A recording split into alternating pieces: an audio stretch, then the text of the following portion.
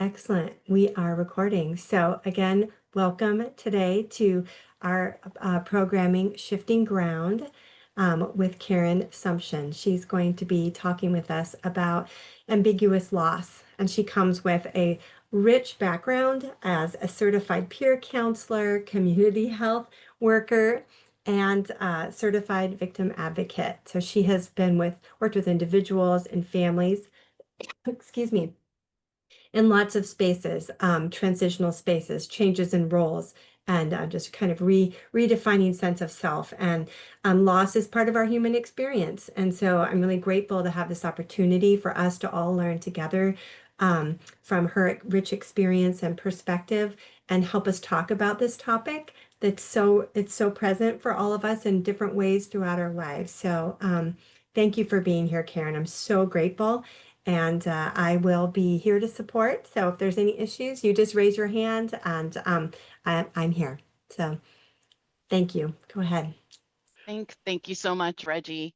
Hi, everybody. I'm so pleased that you're here. As Reggie said, I'm Caren Sumption. So just a little bit more about me. So I've been working in this space for just a little bit more than a decade. And my specialties are crisis, grief, and neurodiversity.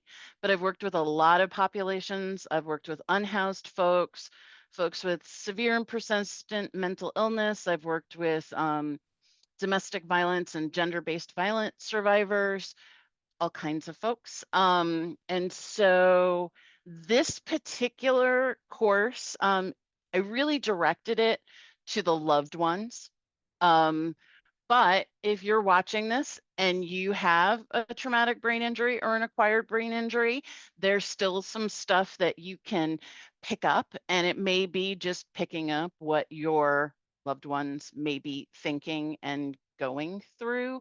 But I didn't want you to feel left out, just knowing that the lens I'm sort of using is to support the supporters. So the other thing is, because we're recording, Reggie will make sure that you all have my email address. So if there's a question that you don't necessarily feel comfortable sharing during our hour together, you are more than welcome to reach out to me directly. And I'm happy to answer or point you in the right direction. So shifting ground, coming to terms with ambiguous loss. So ambiguous loss is a term that grief specialists, social workers throw around a lot. We'll dig into exactly what that means in just a minute. So if you're not really quite sure what I'm talking about, hang on. So traumatic brain injuries are life-changing, and they're life-changing for everybody involved, right? And not every effect of an acquired brain injury is negative, right? We often talk about and think about and stay in the challenges, but and that's necessary. That's absolutely necessary. But I always like to start off by saying, like, a lot of the stuff I'm talking about is going to be the downer side, and I fully recognize that not everything is a negative. So close family members, though, when a loved one has an acquired traumatic brain injury, often report, and I've taken this not just from personal experience and interactions with family and supporters, but also from some really interesting studies that were done, particularly by two researchers, Cecilia Marie Schmidt Thorgerson and Charlotte Blintsberg, and I'm sure that I have butchered their names, but some of the things that folks report feeling, close family members being isolated from their communities, like their own emotional needs aren't quite getting met in the relationship, maybe the way that they used to be, feeling anxious and depressed, less able to cope with other stressors. So defenses go down and little things become big things. Feeling shame over having needs. That's a big one that I've heard a lot of times. Family want to rally around their loved one and they feel guilty that they have needs in this. And surprising nobody in this room, frustrated with a lack of resources. Friends, so the next concentric circle out. And again, know that I'm using these definitions very, very loosely. Family does not necessarily need to be folks that are related to you by blood genetics or marriage, close friends. Everybody's definition of who's in that close circle, which I'm just calling close family and friends, that next sort of support circle. Your who lives in those circles is going to be different from person to person. Just know, again, these are just the easy bucket terms I'm using. Friends often report feeling confused by the survivor's symptoms. They're not necessarily involved in the medical side and the therapeutic side, so they don't really know what's going on, and may be afraid to ask, which often makes them feel powerless to offer significant support. They don't really know what their place is or how to act. Are they still just your bud, or should they be watching out for certain things? They're not really sure what their role should be. Sometimes they're afraid of overstepping, afraid of understepping, which leads to fear and uncertainty in the relationship. And then the common human reaction to when people feel confused and powerless and unsure is often we disengage and take a step back. And friends report feeling guilty about that, feeling really guilty that they're not sure what to do. So they do nothing, and they know. They know. They haven't just disappeared into the shadows and have no feelings about that. Most of the survivors I've talked to say that they wish that their friends could just better understand that they're the same person, but they may not just be able to snap back to exactly the way they were. And in a lot of times, they may not want to snap back to the way that they were, right? That some of this is positive change, right? A lot of folks report having renewed, right, interest and enthusiasm or spiritual, or you feeling more spiritual, and they are happy for it. So they want that their friends should be able to understand that. But for friends and family, these emotions and these challenges, the guilt, frustration, shame around having needs, feeling disconnected from a community, not knowing what your role is, these are all things that we talk about when we talk about being in mourning, when we talk about grief and loss, right? And in our culture specifically, when we're talking about mourning, grief, and loss, there's a death. That's what we talk about. We have rituals that we understand in our society around grief and loss. We have expectations about how people would behave when they've lost somebody or in their life.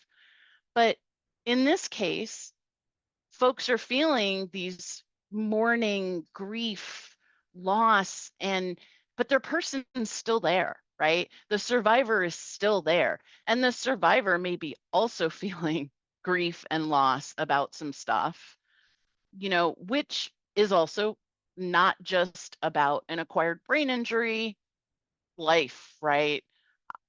I'm getting older. I'm starting to have some real mourning around things I know I used to be able to do 10 years ago and bounce right back from.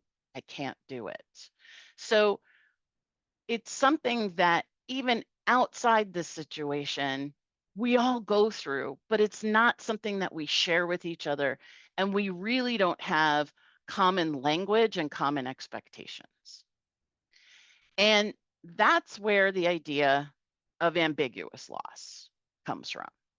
I know this slide's really wordy. I tried to kind of get the big points onto there, which is that really we need to start opening up our conversations about grief to also acknowledge ambiguous loss. And it's not just specific to dealing with having having an illness, having a brain injury. It can be, manifests, like I said, in lots and lots of ways. Getting older, losing a job, and anything like that.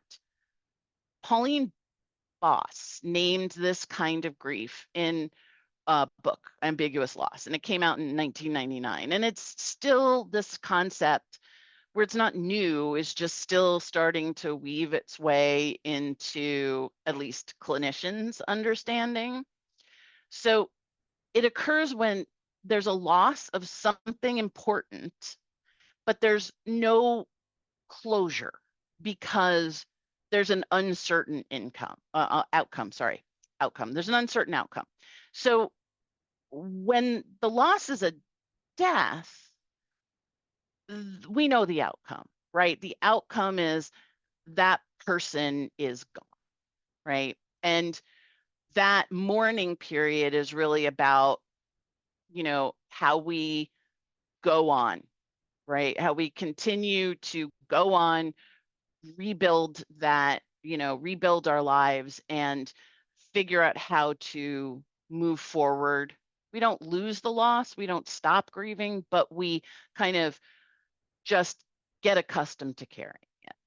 But when somebody's still physically present and they're altered in some fundamental ways, good or bad, because it's not simple or straightforward. Some days are good, some days are bad. But we don't know how a situation is going to turn out. It can be stressful. It can start all of those feelings that we associate with grief and loss.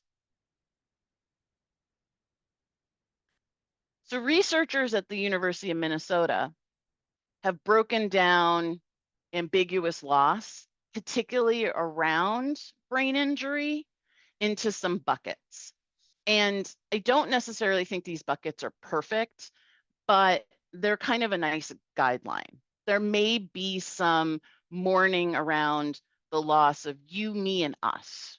And that's often close in. So partners, spouses, parent children, the really sort of very, very enmeshed relationships that we have. And it's not just the loss of an identity, it's that there's a shared identity that needs to now be redefined. And the redefining is hope and going forward, but we still miss the way things were, the dreams that we might have had, the things that we might have done or that we were planning to, and something came in and changed that. And it's okay. It's okay to feel positive about creating a new sense of a shared identity, new dreams, new things. But it is also normal to feel grief around mourning the things that aren't now going to be. Loss of security. I mean, that seems kind of like a low punch and not something that maybe folks would be really ready to admit, but having a sense of financial security, whether it's actually money in the bank or knowing like, hey, I'm a nurse. I have a skill that I can always use. I can always apply. It's always going to be in demand. And now that skill is no longer able to be practiced. There's going to be some instability and upheaval around that. And that's a loss. Sometimes the loss of connectivity. To me, I feel like I said these buckets to me weren't perfect. I feel like that really plugs into the first bucket, loss of you, me, and us. That sense of a partnership between partners. changing nature of a romantic couple's relationship, because sometimes somebody needs to step into a caregiving role. And maybe that's not something that they were prepared to do. And so dynamics do change. And loss of future, I would bucket in with the loss of security. It's uncertainty. Plans are changed, goals are changed. Sometimes we don't even know how we're going to feel, how they're going to feel next Saturday. So it can be difficult to even feel like we can make short-term plans, much less the long-term plans that we had before. And those are all things that are worth grieving over. And it can feel weird to talk about it in these terms. And there's more reasons that there's, like I said earlier, we've got defined rituals around loss that comes with death. They may vary culture to culture, part of the country, part of the generation. All the intersections of identity can affect the way that we mourn the death of a loved one. And in our society, we understand that a loved one dies, there's things that happen. Somebody may get time off from work. There are things that we have, maybe there's a funeral or a celebration of life, or there's something. There's language and there's ritual.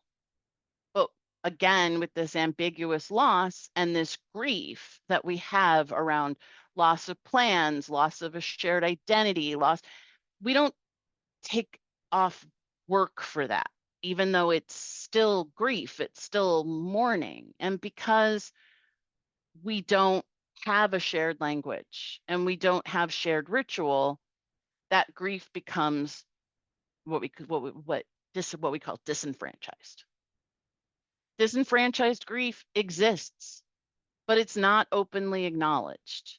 Most of us wouldn't feel super comfortable. We can talk to somebody, a friend about how much a grandparent or a parent or a sibling meant to us and acknowledge the loss that comes with losing them. But most people don't feel comfortable sharing that, hey, my partner is a different person now who can do different things and at a different pace. And I miss the I miss the life that I had with them before. We don't share that. It's not socially validated. There's no common recognition. So because of that language, because of those rituals, and without ritual practice. Because we don't recognize ambiguous loss as loss, what winds up happening is family, friends don't feel okay, don't feel like we have the right to call what we're going through grief. So we don't know what to call it and often don't call it anything. And when we do that, the impact of that can be increased stress and increased isolation because we feel like we're the only ones, that everybody else must be handling this better because we're not talking about it. It must not maybe really be that big of a deal because we don't have rituals and language around it. Again, here's my Thorgerson and Glintberg. It's just a quote directly because I felt like they could say it much better than even I could. The lack of understanding and validation can lead to increased ambivalence about the loss, excuse me, and also impact the individual's own reaction. Complicates the social and cultural circumstances surrounding the grief can increase the risk of complications. So what they're saying is We don't have the language. We don't feel comfortable calling it grief. We don't talk to anybody about it. We swallow it, and it doesn't get better. In fact, it may lead to additional anxiety, increased depression, increased isolation, increased frustration with our loved one. So what do we do? So knowing that we can't just go ahead and rebuild a component of society that is going to, you know, open their arms and understand and create and communicate around this kind of grief. I always start with the biggies. Therapy helps, right? Of course. Everyone knew I was going to say that. Therapy's huge. And so do support groups. Going to a therapist that specializes in any of this is going to be amazing, but also talking to other folks who are going through the same thing helps us name it. Naming it validates it. Validating it helps us understand the impact and be able to move forward. We need permission to grieve. We need to find support from other folks. We need a safe space to air out our feelings without shame or guilt or judgment. Venting's real. I mean, venting isn't a sign of weakness. Venting is a way that we process things out. We need a place where it's going to be done without judgment, because a lot of these things aren't necessarily things that we're going to feel super proud of. Just because we're not super proud of them doesn't mean they don't exist, though. You know, Jung, for those of you that have messed around a little bit with psychology, Jung spoke a lot about shadow work and the shadow self. These are all parts of us. We all have them. And it's the parts that we keep down because it's the stuff that isn't we're not so proud of. It's envy and fear and all of that stuff. We need to process it, though, and especially when it comes to grief and loss, if we want to actually be able to move on. I also like to tell people, though, that there's alternate supports. There's not just therapy and there's not just support groups. I love this. A lot of this started actually as a result of the pandemic, but there's more and more alternative supports around grief, and not just the grief of losing a loved one. When these groups started up, they were actually dealing with a lot of the things that would get put under ambiguous loss. Because during the pandemic, lots of people lost connections, lost jobs, lost freedoms, lost income, lost possibilities. They were thought that they were on a specific trajectory going to a very specific location that they've been working very hard to get to. And the COVID-19 pandemic upended that. And so these alternative supports are really about ways of processing these other losses. Online groups have sprung up, communities for those in group. Online, I mean, there's the dinner party and the grief salon. And these are they have meetups in person, they have meetups online, they do other things, they have speakers, and there's a growing number of podcasts. If listening to podcasts is your thing, that center grief in all of their forms. There's two of them that I really like. Griefcast is a great, and grief is a sneaky B word. Both of those started because the host was coping with the death of a loved one, but they've since grown to encompass lots and lots and lots of different kinds of grieving. And we're starting to understand that there's not one right way to express and live with grief.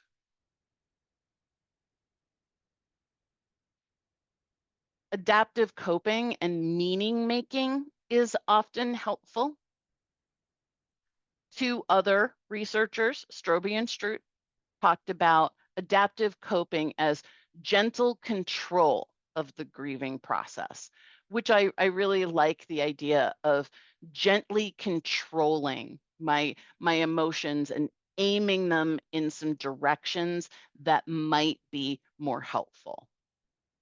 For some folks, for some loved ones, encouraging them to learn as much as they can about the brain, not just brain injuries, helps folks develop, right, those really specific strategies that can reestablish stability at home. You know, some people live and die by checklists. Others make a quiet room. There's lots and lots of ways. This is also a thing to assign friends who really are stepping back because they don't know what their place is. This is a way to start to bring them into the process, is for them to start learning about neurobiology, right? And human behavior. Taking breaks. I mean, I know that seems like a weird thing, but taking breaks and giving yourself a little bit of space, it's never going to feel good. You're always going to feel guilty about it, but taking opportunities for respite, letting other friends, other family, other parts of the community kind of step in and do some caregiving or some responsibilities to give yourself a little bit of breathing room goes a really hard way, really long way to help reduce some of the impact on you. It's that cliche again, put your own oxygen mask on before administering to others. This is a tough one in my house, is cultivating flexibility instead of being rigid about how things should be. Be open to change and redefining what it means to be an expert, and what I always say is embrace good enough when you can. We always chase excellence and perfection, but sometimes good enough is good enough.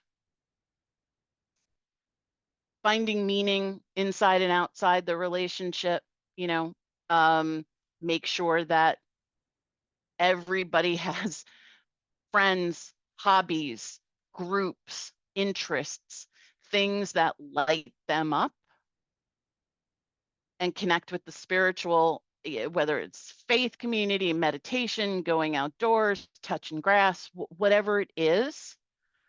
But having those particular things, and I even, hobby, creative outlets, I really think it's incredibly important for everybody in the family, including the survivor, to have something that's theirs, right?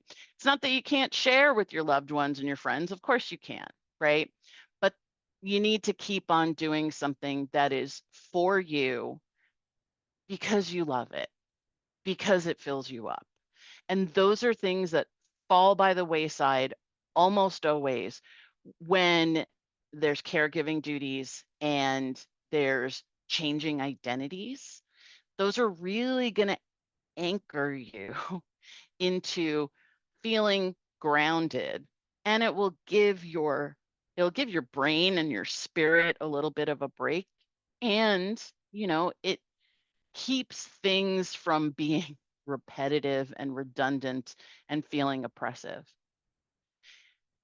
And the other thing is, this is not something that this is something I've heard a lot, but I haven't actually encountered, where folks are going, well, the hardest thing is we always used to do the whole clan for Thanksgiving. And now that's too overstimulating. So now we just don't do anything for Thanksgiving. This is an opportunity to create new rituals for your family and your friends, for your loved ones. Can't do what you always used to do. Used to go out and chop down a holiday tree. Used to, that's okay. Things change. Even if there wasn't necessarily an injury, folks get older. Things, I mean, life changes. This is an opportunity to create new rituals instead of giving up entirely on the things that hold your family, hold your friends together, right? And allow you to come and be in community and celebrate together. There are ways to do that that accommodate everybody's needs at this point. And then you really want to talk and laugh, because anybody who's been through anything medical, it's bonkers, right? The most effective way to get to get comfortable is to talk about it. It's reality, and open and honest conversation. Express the positive and express the negative. This normalizes it. The more we talk to each other, the more we talk amongst ourselves, the more normalized it gets, the less shame we feel around it, the less disconnected from community that we feel. And also, you gotta laugh at it sometimes. I mean, some of the hoops that we all have to get through just to get care, or some of the misunderstandings, they're better than any 80s sitcom. I mean, they are just one after, and it's okay. I highly encourage you to laugh as much and as hard as you can about it. And another quote I really like is, families who successfully address the crucial grieving tasks seem to be more adept at sustaining genuine long-term supportive involvement. I mean, basically what this quote is if you address the grieving, if you admit that you're grieving, and you do the self-care and the family care, and you talk to one another, and you encourage, loved ones to learn more about what you're going through, what your loved one's going through, and you laugh about it, and you create a new Thanksgiving tradition, and all of those things, the impact is that outcomes are better. Outcomes are better. So outcomes for your loved one are better. And part of it is because you're able to work with the rehab team better. You can re-engage in the world again, outside the confines. You're not just disconnected and coping as best as you can as sort of this unit on a raft floating down a river for who knows. It gives you back some meaningful attachments and grounds you in realistic hope, because this is how it is.